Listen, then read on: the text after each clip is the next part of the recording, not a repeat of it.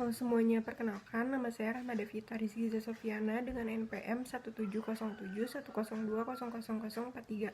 Dan pada kesempatan kali ini saya akan mereview materi perkuliahan mengenai mata kuliah Media, Teknologi, dan Jaringan Sosial. Pembelajaran dimulai dari pengenalan media itu sendiri. Media dapat diartikan sebagai suatu bentuk dan saluran yang digunakan dalam suatu proses penyajian informasi. Adapun titik penentu dalam komunikasi manusia yang dimulai dari ditemukannya bahasa sebagai alat interaksi tercanggih manusia, lalu berkembang menjadi seni tulisan dan bicara menggunakan bahasa itu sendiri, lalu berkembangnya kemampuan reproduksi kata-kata tertulis dengan menggunakan alat pencetak yang memungkinkan terwujudnya media massa, dan pada akhirnya lahir komunikasi elektronik mulai dari telegraf, telepon, radio, televisi, hingga juga satelit. Lalu ada 4 era media, mulai dari era tulis seperti peradaban Mesir kuno yang mulai dikenal sejak kira-kira 2605 tahun yang lalu. Ada pula kebudayaan Cina yang sudah mengenal budaya tulis kira-kira 3505 tahun yang lalu. Lalu ada era media cetak seperti munculnya mesin cetak pada tahun 1450. Lalu ada media telekomunikasi seperti telegraf yang ditemukan di tahun 1897. Lalu ada juga era media komunikasi interaktif. Lalu dalam pembagiannya, media terbagi menjadi dua, mulai dari hot media, yaitu media yang terisi penuh dengan data hingga memerlukan perhatian rendah dari penggunanya, seperti foto, film, atau juga cetakan. Lalu ada juga cool media, yaitu media yang tidak menyajikan data lengkap dan hanya memerlukan perhatian tinggi dari penggunanya, contohnya seperti televisi. Di lain sisi, adapun pembagian media komunikasi lain, yaitu media komunikasi antara pribadi, media penyimpanan, media transmisi komunikasi, media transmisi penyiaran, dan juga media transmisi jaringan. Lalu, selain pengenalan mengenai media itu sendiri, ada pula pengenalan mengenai media dan interaksi sosial. Mulai dari interaksi sosial itu sendiri, lalu ada kelangsungan interaksi sosial yang memuat adanya keterbukaan individu di dalam kelompok, ataupun juga ada kerjasama individu di dalam kelompok dan frekuensi hubungan individu di dalam kelompok. Lalu dijelaskan pula aspek-aspek interaksi sosial seperti komunikasi, adanya sikap, dan norma-norma sosial. Adapun media dan interaksi masyarakat, bahwa perilaku manusia dan teknologi sebenarnya memiliki interaksi di dalam lingkungan sosioteknologi. Ada juga unsur-unsur komunikasi, lalu ada kualitas komunikasi, yaitu komunikasi yang bersifat konsumtif, konstekstual, beragam, dan tidak lengkap.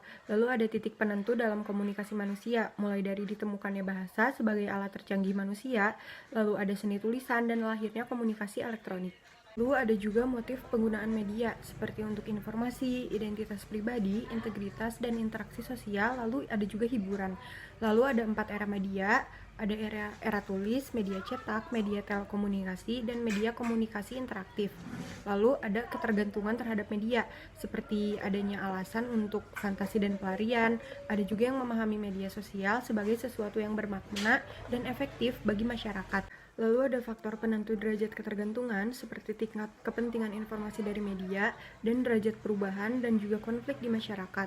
Lalu ada faktor penentu ketergantungan media seperti seseorang yang lebih bergantung pada media yang dapat memenuhi kebutuhannya sekaligus.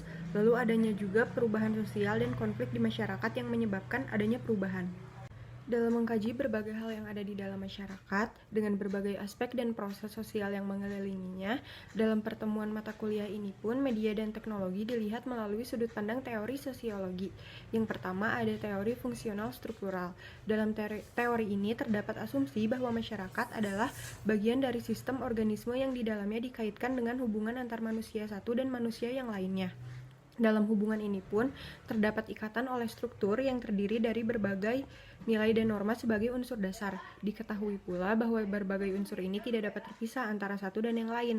Lalu kehidupan sosial yang menjadi cermin dari berbagai interaksi, komitmen, dan solidaritas, kerjasama, dan juga sistem sosial yang berada di dalam masyarakat tersebut akan bertahan karena adanya integrasi. Selain adanya pencapaian solidaritas, masyarakat yang terdiri dari kumpulan individu pun turut serta memberikan sumbangan untuk adanya pencapaian integrasi, baik itu kebutuhan psikologis, fisik, ataupun sosial.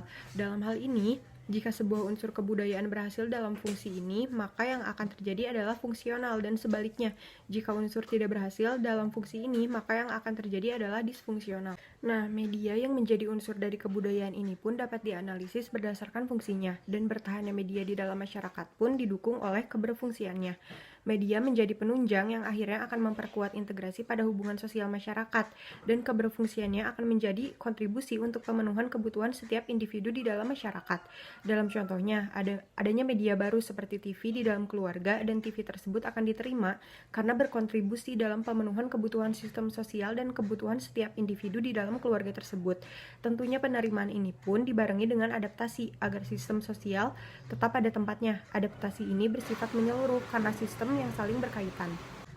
Dari fungsi ini sendiri terdapat dua aspek, yaitu fungsi positif dan juga fungsi negatif. Seperti contoh yang telah disebutkan sebelumnya, TV dapat menjadi berfungsi positif yang memperkuat hubungan sosial di antara individu, atau sebaliknya dapat berfungsi negatif. Fungsi ini pun dibagi lagi menjadi fungsi nyata atau manifest dan juga fungsi tidak nyata ataupun fungsi yang tidak disadari. Dengan adanya hal ini, sosiologi media bukan hanya melihat apa yang dapat ditangkap sekilas, tetapi juga mencoba untuk melihat apapun yang tersembunyi. Lalu, dalam teori konflik terdapat asumsi dari perspektif ini, yaitu masyarakat yang menjadi kumpulan individu yang memiliki berbagai kepentingan. Bahkan manusia-manusia tersebut bisa menjadi serakah dan juga egois karena memiliki sesuatu yang dianggap berharga lebih dari apapun yang orang lain miliki. Dengan adanya hal seperti ini, kehidupan masyarakat menjadi selalu berada dalam situasi oposisi. Bahkan konflik antara manusia pun yang memperebutkan sesuatu dianggap berharga pun muncul. Kekuasaan pun menjadi terkait dengan kepemilikan atas barang berharga yang manusia miliki. Dengan adanya hal seperti ini, mereka yang berada di kelas atas bukan hanya karena memiliki barang yang berharga, tetapi karena adanya kepemilikan kekuasaan yang lebih besar dibandingkan yang lainnya. Adanya hal ini pun akan memunculkan bentuk kelas stratifikasi sosial berdasarkan kekayaan dan kekuasaan. Struktur sosial di masyarakat pun bukan hanya berkenaan dengan stratifikasi, tetapi perbedaan atas ras dan juga etnis. Masyarakat yang mengenal perbedaan usia akan melahirkan pemilihan antara anak-anak dan orang tua. Tentunya pembedaan ini bukan hanya memunculkan perbedaan horizontal, tetapi vertikal juga yang melahirkan kelas dan perbedaan usia. Selanjutnya ada teori interaksionisme simbolik, yang masyarakat dilihat sebagai interaksi sosial yang saling mempertukarkan makna lewat hubungan komunikatif. Dalam teori ini pun terdapat beberapa asumsi di dalamnya, seperti keputusan dan tindakan yang dibuat oleh manusia sesuai dengan pemahaman subjektivitasnya atas situasi ketika mereka menemukan diri mereka sendiri. Lalu kehidupan sosial akan terus berubah karena terdiri dari berbagai proses interaksi. Lalu pengalaman yang dilalui melalui makna-makna yang ditemukan manusia dalam berbagai simbol dari kelompok utama dan bahasa mereka yang menjadi bagian penting di dalam kehidupan sosial. Lalu berbagai objek sosial membentuk dunia yang memiliki nama dan makna yang ditentukan secara sosial. Lalu perilaku manusia atas dasar dari apa yang mereka tafsirkan, di mana objek dan tindakan akan terhubung yang diartikan dan dipertimbangkan dalam situasi tersebut.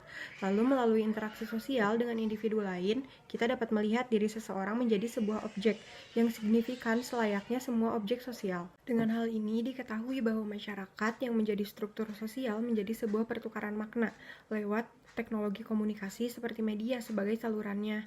Adanya juga konstruksi makna dalam tindakan manusia bergantung pada bagaimana manusia tersebut menafsirkan makna pesan di dalam media dalam interaksi sosial. Dalam pilihannya pada suatu media, manusia pun tidak hanya melihat kefungsionalannya, tetapi makna yang mengacu pada ide. Lalu ada juga teori dramaturgi yang melihat masyarakat sebagai panggung depan sandiwara. Setiap manusia memiliki peran untuk bermain di panggung depan atau front stage dan juga di belakang backstage yang berbentuk interaksi sosial dengan peran dan status yang berbeda-beda. Permainan yang dilakukan memiliki tujuan dan motif, dan mereka pun bermain seapik mungkin dengan mengikuti skenario pada struktur ideologi ataupun struktur sosial. Dengan adanya pemaparan ini, adanya permainan akan kebutuhan atau media seperti handphone dapat melancarkan interaksi sosial melalui pesan yang ditukarkan dan pemameran identitas dari diri sendiri. Adanya gagasan ini pun akan memperluas paham atas kajian pemilihan media yang dilakukan oleh aktor yang bermain di suatu panggung, seperti pemakaian handphone merek tertentu khususnya yang bukan saja dilihat fungsi gunanya untuk pertukaran makna dalam sebuah interaksi sosial, tetapi juga sebagai identitas diri ataupun aksesoris bagi penampilan diri mereka di panggung sandiwara. Di sisi lain, aksesoris ini pun akhirnya menjadi simbol seperti identitas untuk kelas sosial, usia, ataupun jenis kelamin. Lalu yang terakhir, terdapat teori kritis yang berkembang menjadi pendekatan yang bersifat multidisiplin.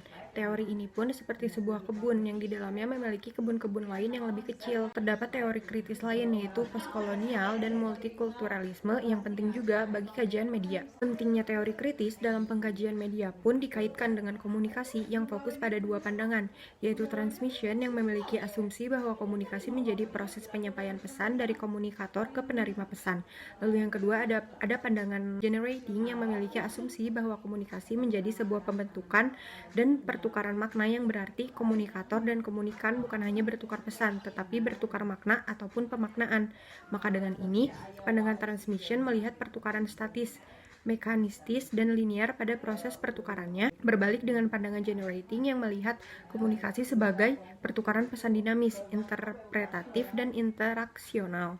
Pertukaran makna ini pun dilihat sebagai sesuatu permasalahan sosial budaya adalah akibat dari masuknya media ke dalam sistem yang dapat dikaji menggunakan pemikiran kritis kontemporer ataupun tradisi kritis. Gagasan yang terkandung di dalam paradigma teori kritis menunjukkan bahwa makna yang berada di dalam media tidaklah tunggal ataupun monofungsi, tetapi dapat memiliki multimakna ataupun multifungsi sesuai dengan kepentingan mereka atau pihak-pihak yang berkomunikasi di dalam struktur sosial. Pemaknaan pada kelas sosial ini pun dapat berujung untuk mempertahankan posisi tertentu di lapisan sosial, namun jika pemaknaan dilakukan oleh kelas bawah bisa juga dilihat sebagai bentuk perlawanan untuk kelas sosial yang berada di atasnya.